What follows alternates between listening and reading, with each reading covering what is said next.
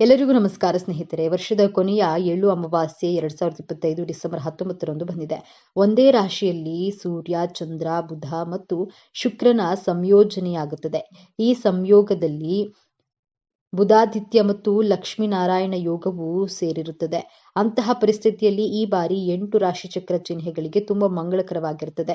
ಈ ಅಮಾವಾಸ್ಯೆಯಂದು 4 ಗ್ರಹಗಳ ಸಂಯೋಜನೆ ಮತ್ತು ತಾಯಿಯ ಆಶೀರ್ವಾದ ಮತ್ತು ಪೂರ್ವಜರ ಆಶೀರ್ವಾದದಿಂದ ಯಾವ ರಾಶಿಚಕ್ರದವರಿಗೆ ಲಾಭವಿದೆ ಎಂದು ತಿಳಿಯೋಣ. ಅದಕ್ಕೂ ಮುಂಚೆ ನೀವಿನ್ನು ನಮ್ಮ ಚಾನೆಲ್ಗೆ ಸಬ್ಸ್ಕ್ರೈಬ್ ಆಗಿಲ್ಲ ಅಂದ್ರೆ ಈಗಲೇ ಸಬ್ಸ್ಕ್ರೈಬ್ ಆಗಿ, ಹಾಗೆ ವಿಡಿಯೋಗೆ ಲೈಕ್ ಮಾಡಿ, ವಿಡಿಯೋನ ಸ್ಕಿಪ್ ಮಾಡದೆ ಕೊನೆ ತನಕ ನೋಡಿ. ಎಲ್ಲರೂ ಭಕ್ತಿಯಿಂದ ಓಂ ಶ್ರೀ ಮಹಾಲಕ್ಷ್ಮಿ ನಮಃ ಅಂತ ಕಾಮೆಂಟ್ ಮಾಡಿ.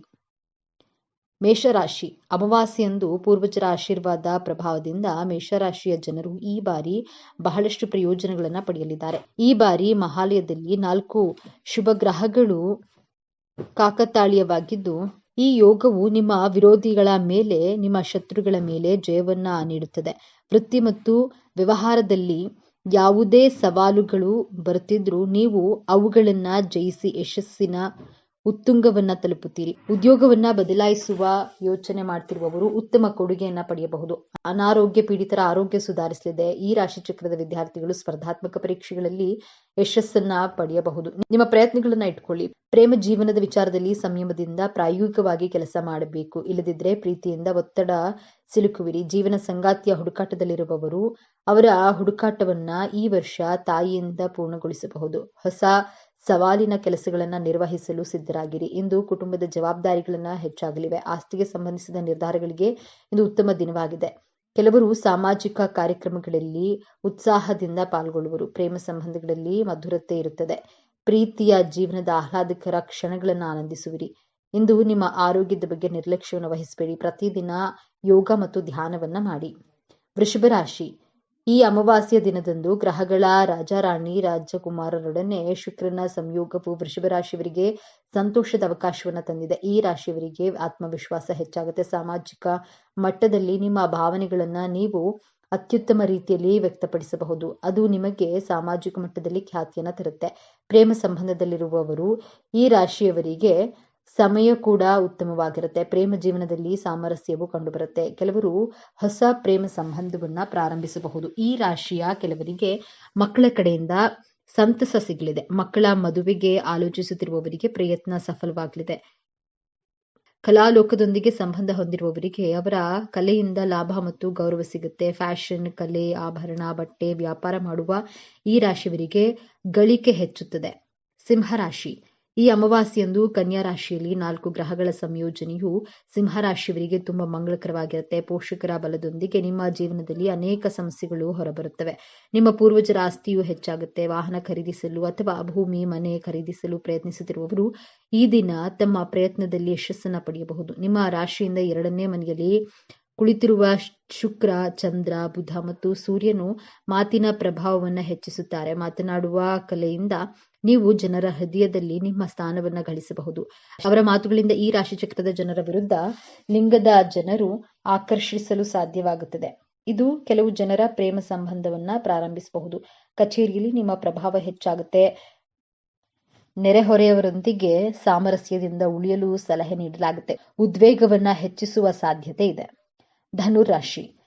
ಈ ಧನುರಾಶಿಯಿಂದ 10ನೇ ಮನೆಯಲ್ಲಿ 4 ಶುಭ ಗ್ರಹಗಳ ಸಂಯೋಜನೆ ಮತ್ತು ಲಕ್ಷ್ಮೀನಾರಾಯಣ ಯೋಗದ ರಚನೆಯು ಧನುರಾಶಿಯವರಿಗೆ ತುಂಬಾ ಮಂಗಳಕರವಾಗಿರುತ್ತೆ. ಪೂರ್ವಜರ ಆಶೀರ್ವಾದ ಮತ್ತು ತಾಯಿಯ ಕರುಣೆಯಿಂದ ನಿಮ್ಮ ವೃತ್ತಿ ಜೀವನದ ಗ್ರಾಫ್ ಇದ್ದಕ್ಕಿದ್ದಂತೆ ಎತ್ತರವನ್ನ ಮುಟ್ಟಬಹುದು. ನೀವು ಉದ್ಯೋಗಕ್ಕಾಗಿ ಅರ್ಜಿ ಸಲ್ಲಿಸಿದ್ರೆ ಅಥವಾ ಎಲ್ಲೋ ಸಂದರ್ಶನದಲ್ಲಿ ನೀಡಿದ್ರೆ ನಿಮ್ಮ ಸಕಾರಾತ್ಮಕ ಪ್ರತಿಕ್ರಿಯೆಯನ್ನ ಪಡೆಯಬಹುದು. ನಿಮ್ಮ ಜೀವನದಲ್ಲಿ ಶಾಂತಿ ಮತ್ತು ಸ್ಥಿರತೆ ಇರುತ್ತೆ. ಈ ರಾಶಿಚಕ್ರದ ಜನರು ಕುಟುಂಬದ ಕಿರಿಯ ಸದಸ್ಯರಿಗೆ ಮಾರ್ಗದರ್ಶನ ನೀಡಬಹುದು. ಕುಟುಂಬದಲ್ಲಿ ನಿಮ್ಮ ಪ್ರಭಾವ ಹೆಚ್ಚಾಗುತ್ತೆ. ಹಣಕಾಸಿನ ವಿಚಾರದಲ್ಲಿ ಹಿಂದೆ ನಿಮ್ಮ ಮನಸ್ಸಿನಲ್ಲಿದ್ದ ಚಿಂತೆಗಳನ್ನ ಸಹ ಹೋಗಲಾಡಿಸಬಹುದು.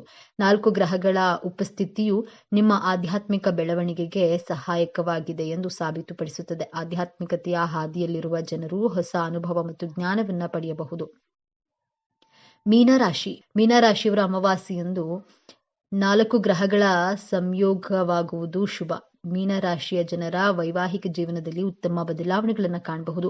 ಪ್ರೇಮ ಜೀವನದಲ್ಲಿ ಪ್ರಣಯ ಮತ್ತು ಸಾಹಸ ಎರಡೂ ಹೆಚ್ಚಾಗುತ್ತೆ. ಯಾರ ಪ್ರೀತಿ ಹೊಸದು, ಅವರ ಪ್ರೀತಿಯಲ್ಲಿ ಹೆಚ್ಚು ಆಳ ಇರುತ್ತೆ. ನಿಮ್ಮ ಸಂಬಂಧವನ್ನ ಮುಂದಿನ ಹಂತಕ್ಕೆ ಕೊಂಡೊಯ್ಯುವ ಸಾಧ್ಯತೆ ಇದೆ. ಮಾಧ್ಯಮ ರಾಜಕೀಯ ಕ್ಷೇತ್ರದಲ್ಲಿ ದುಡಿಯುತ್ತಿರುವವರು ಒಂದಷ್ಟು ಸಾಧನೆ ಮಾಡುವ ಸಾಧ್ಯತೆ ಇದೆ. ಕೆಲವು ಜನರು ತಮ್ಮ ಸಂಗಾತಿಯೊಂದಿಗೆ ವ್ಯಾಪಾರವನ್ನ ಪ್ರಾರಂಭಿಸಲು ಸಹ ಪರಿಗಣಿಸಬಹುದು. ಅದು ಭವಿಷ್ಯದಲ್ಲಿ ಅವರಿಗೆ ಪ್ರಯೋಜನಕಾರಿಯಾಗಲಿದೆ. ಮಾನಸಿಕವಾಗಿ ಉತ್ತಮ ಬದಲಾವಣೆಗಳನ್ನ ಕಾಣುವಿರಿ. ಮೀನರಾಶಿಯ ಜನರು ಭೌತಿಕ ಸಂತೋಷದ ಸಾಧನೆಗಳನ್ನ ಸಹ ಪಡೆಯುತ್ತಾರೆ. ಕುಂಭರಾಶಿಗೆ ಸೇರಿದ ಜನರಿಗೆ ಶನಿದೇವನು ಮೀನರಾಶಿಯಲ್ಲಿ ಚಲಿಸುವುದು ಬಹಳಷ್ಟು ಶುಭವನ್ನುಂಟು ಮಾಡಲಿದೆ. ಈ ಸಮಯದಲ್ಲಿ ಶನಿಯು ಕುಂಭರಾಶಿಯ ಲಾಭ ಮತ್ತು ಆದಾಯದ ಮನೆಯಲ್ಲಿ ಚಲಿಸುವನು. ಇದರಿಂದಾಗಿ ಕುಂಭರಾಶಿಗೆ ಸೇರಿದ ಜನರ ಆದಾಯದಲ್ಲಿ ಸಾಕಷ್ಟು ಹೆಚ್ಚಳವನ್ನ ನೋಡಬೇಕಾಗಿದೆ. ಕುಂಭರಾಶಿಗೆ ಸೇರಿದ ವಿದ್ಯಾರ್ಥಿಗಳು ಓದು ಅಥವಾ ಸ್ಪರ್ಧಾತ್ಮಕ ಪರೀಕ್ಷೆಗೆ ತಯಾರಿಯನ್ನು ನಡೆಸುತ್ತಿದ್ರೆ ಈ ಸಮಯದಲ್ಲಿ ನಿಮ್ಮ ಕಠಿಣ ಪರಿಶ್ರಮಕ್ಕೆ ಸಕಾರಾತ್ಮಕ ಫಲಿತಾಂಶ ದೊರಕುವ ಯೋಗ ಕೂಡಿ ಬರುವುದು. ಈ ಸಮಯದಲ್ಲಿ ನಿಮಗೆ ಹೊಸ ಅವಕಾಶಗಳು ಗೋಚರಿಸುವುದು ಮತ್ತು ವೃತ್ತಿ ಜೀವನದಲ್ಲಿ ಮುಂದೆ ಸಾಗಲು ಉತ್ತಮ ಮಾರ್ಗವನ್ನ ಪಡೆಯುವಿರಿ. ಇದರೊಂದಿಗೆ ಕುಂಭರಾಶಿಗೆ ಸೇರಿದ ಜನರು ಧಾರ್ಮಿಕ ಅಥವಾ ಕುಟುಂಬದಲ್ಲಿ ಮಂಗಳ ಕಾರ್ಯಗಳಲ್ಲಿ ಭಾಗವಹಿಸುವ ಅವಕಾಶವನ್ನ ಪಡೆಯುವಿರಿ. ಈ ಅವಧಿಯಲ್ಲಿ ಹೂಡಿಕೆಯನ್ನ ಮಾಡೋದ್ರಿಂದ ಕುಂಭರಾಶಿಯವರಿಗೆ ಅತ್ಯಂತ ಹೆಚ್ಚಿನ ಲಾಭ ದೊರಕುವ ಸಂಭವವಿದೆ. ಮಿಥುನ ರಾಶಿಗೆ ಸೇರಿದ ಜನರಿಗೆ ಶನಿಯ ಸಂಚಾರವು ನಿಮ್ಮ ಕರ್ಮದ ಮನೆಯಲ್ಲಿ ಸಂಭವಿಸುವುದು. ಇದು ನಿಮ್ಮ ವೃತ್ತಿ ಜೀವನದ ಮತ್ತು ಕೆಲಸದ ಸ್ಥಳದೊಂದಿಗೆ ಸಂಬಂಧವನ್ನ ಹೊಂದಿದೆ. ಹಾಗಾಗಿ ಈ ಸಮಯದಲ್ಲಿ ನಿಮ್ಮ ಕಠಿಣ ಪರಿಶ್ರಮಕ್ಕೆ ತಕ್ಕಂತಹ ಉತ್ತಮ ಫಲವನ್ನ ಪಡೆಯುವಿರಿ. ನಿಮ್ಮ ಕೆಲಸವನ್ನ ಎಲ್ಲರೂ ಹೊಗಳುವ ಸಾಧ್ಯತೆ ಹೆಚ್ಚಾಗಲಿದೆ. ಮಿಥುನ ರಾಶಿಗೆ ಸೇರಿದ ಜನರು ಕೆಲಸವನ್ನ ಮಾಡ್ತಿದ್ರೆ ಈ ಅವಧಿಯಲ್ಲಿ ಉನ್ನತ ಅಧಿಕಾರಿಗಳ ಸಂಪೂರ್ಣ ಬೆಂಬಲವನ್ನ ನೀವು ಪಡೆಯುವಿರಿ ಮತ್ತು ಬಡ್ತಿ ದೊರಕುವ ಅವಕಾಶವೂ ಕೂಡ ಲಭಿಸಲಿದೆ. ವ್ಯಾಪಾರವನ್ನ ಮಾಡುವ ಮಿಥುನ ರಾಶಿಗೆ ಸೇರಿದ ಜನರಿಗೆ ಈ ಸಮಯವು ಬಹಳಷ್ಟು ಅನುಕೂಲಕರವಾಗಿರುವುದು. ಈ ಅವಧಿಯಲ್ಲಿ ನಿಮಗೆ ಹೊಸ ಗ್ರಾಹಕರು ಲಭಿಸುವ ಸಂಭವವಿದೆ ಮತ್ತು ನಿಮ್ಮ ಆದಾಯವನ್ನ ಹೆಚ್ಚಿಸಲು ಹೊಸ ಮಾರ್ಗಗಳು ಕೂಡ ಗೋಚರಿಸುವುದು. ನ್ಯಾಯಾಲಯಕ್ಕೆ ಸಂಬಂಧಿಸಿದಂತೆ ಯಾವುದಾದ್ರೂ ಪ್ರಕರಣ ನಡೀತಾ ಇದ್ರೆ ಅದರಲ್ಲಿ ನಿಮ್ಮ ಪರವಾಗಿ ತೀರ್ಪು ಬರುವ ಸಂಭವ ಬಹಳಷ್ಟು ಹೆಚ್ಚಾಗಿದೆ. ಇದರಿಂದಾಗಿ ನೀವು ಸಾಕಷ್ಟು ಸಂತೋಷವನ್ನ ಹೊಂದುವಿರಿ. ಮಕರ ರಾಶಿಗೆ ಸೇರಿದ ಜನರಿಗೆ ಶನಿದೇವನ ಈ ಸಂಚಾರವು ನಿಮ್ಮ ಸಾಹಸ ಮತ್ತು ಪ್ರಯತ್ನಗಳಿಗೆ ಸಂಬಂಧಿಸಿದ 3ನೆಯ ಮನೆಯಲ್ಲಿ ಸಂಭವಿಸಲಿದೆ. ಇದರಿಂದಾಗಿ ನಿಮ್ಮ ಕೆಲಸ ಮಾಡುವಂತಹ ಸಾಮರ್ಥ್ಯ, ಆತ್ಮವಿಶ್ವಾಸ ಮತ್ತು ಪರಾಕ್ರಮದಲ್ಲಿ ಬಹಳಷ್ಟು ವೃದ್ಧಿಯನ್ನ ಹೊಂದಬಹುದಾಗಿದೆ. ಬಹಳ ಸಮಯದಿಂದ ನ್ಯಾಯಾಲಯಕ್ಕೆ ಸಂಬಂಧಿಸಿದ ಯಾವುದಾದ್ರೂ ಕೆಲಸ ಅಪೂರ್ಣಗೊಂಡಿದ್ರೆ ಈ ಅವಧಿಯಲ್ಲಿ ಅದು ಪೂರ್ಣಗೊಳ್ಳುವ ಸಂಭವ ಸಾಕಷ್ಟು ಹೆಚ್ಚಾಗಿದೆ. ಇದರಿಂದಾಗಿ ನೀವು ಯಶಸ್ಸನ್ನ ಗಳಿಸುವಿರಿ. ವ್ಯಾಪಾರವನ್ನ ಮಾಡುವಂತಹ ಮಕರ ರಾಶಿಗೆ ಸೇರಿದ ಜನರು ಈ ಸಮಯದಲ್ಲಿ ಹಠಾತ್ ದೊಡ್ಡ ಲಾಭವನ್ನು ಪಡೆಯುವ ಸಾಧ್ಯತೆ ಇದೆ ಮತ್ತು ಸರ್ಕಾರಿ ಕೆಲಸಕ್ಕೆ ಸಂಬಂಧಿಸಿದಂತೆ ನೀವು ಬಲವಾದ ಸ್ಥಾನವನ್ನ ಹೊಂದುವಿರಿ. ನಿಮ್ಮ ಸಾಮಾಜಿಕ ಪ್ರತಿಷ್ಠೆಯು ಈ ಅವಧಿಯಲ್ಲಿ ಹೆಚ್ಚಾಗಲಿದೆ ಮತ್ತು ಹೊಸ ಸಂಪತ್ತು ಅಥವಾ ವಾಹನವನ್ನ ಖರೀದಿಸುವ ಯೋಗವೂ ಕೂಡ ಸೃಷ್ಟಿಯಾಗುವುದು. ಜೊತೆಗೆ ಈ ಅವಧಿಯಲ್ಲಿ ಮಕರ ರಾಶಿಗೆ ಸೇರಿದ ಜನರು ತಮ್ಮ ಸಹೋದರಿಯರ ಸಂಪೂರ್ಣ ಬೆಂಬಲವನ್ನು ಪಡೆಯುವ ಸಂಭವ ಹೆಚ್ಚಾಗಿದೆ. ಸ್ನೇಹಿತರೆ, ಮಾಹಿತಿ ನಿಮಗೆ ಇಷ್ಟವಾಗಿದ್ದಲ್ಲಿ ದಯವಿಟ್ಟು ಶೇರ್ ಮಾಡಿ, ಲೈಕ್ ಮಾಡಿ ಮತ್ತು ನಮ್ಮ ಚಾನೆಲ್ಗೆ ಸಬ್ಸ್ಕ್ರೈಬ್ ಆಗಿ. ಎಲ್ಲರೂ ಭಕ್ತಿಯಿಂದ ಓಂ ಶ್ರೀ ಶನೇಶ್ವರಾಯ ನಮಃ ಅಂತ ಕಾಮೆಂಟ್ ಮಾಡಿ. ಧನ್ಯವಾದಗಳು.